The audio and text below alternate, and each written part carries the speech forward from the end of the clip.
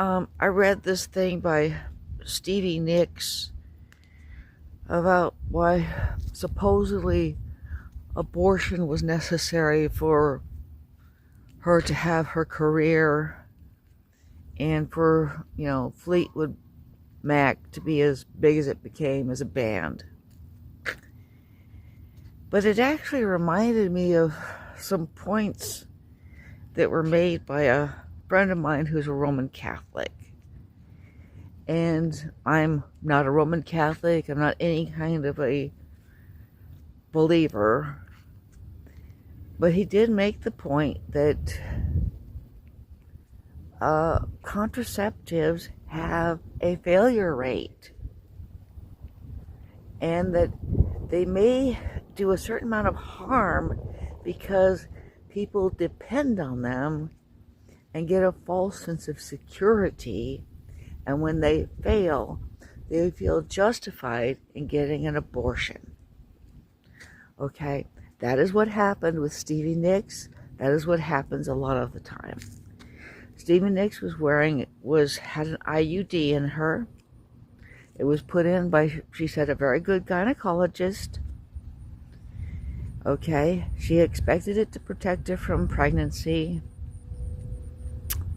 It failed. And so she felt justified in getting an abortion.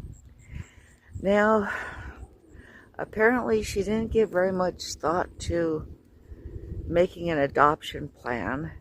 And okay, I should probably mention, and parenthetically, that people don't like the term giving a baby up for adoption because it has connotations of failure in it.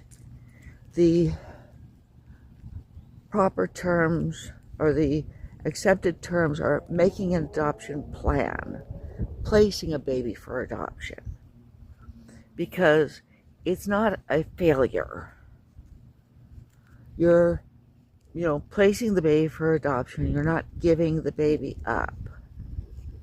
And especially in a country where abortion is legal and easily accessible, it's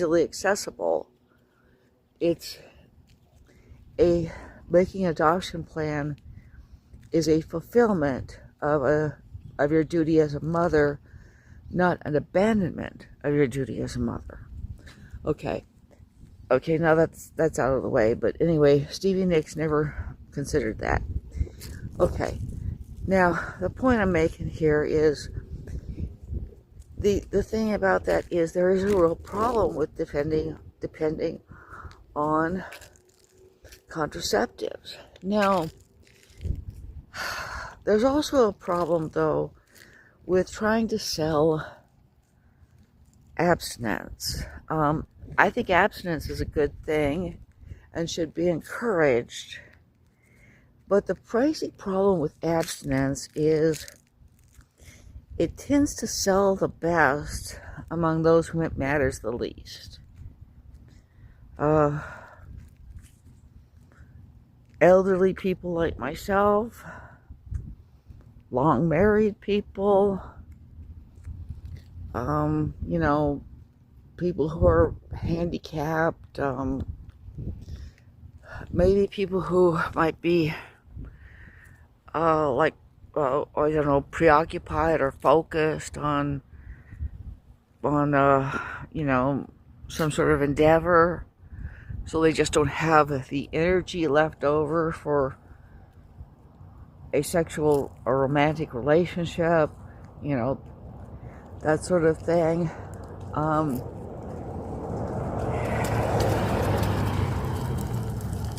But, to young, fertile people, it just doesn't seem to sell too well. I mean,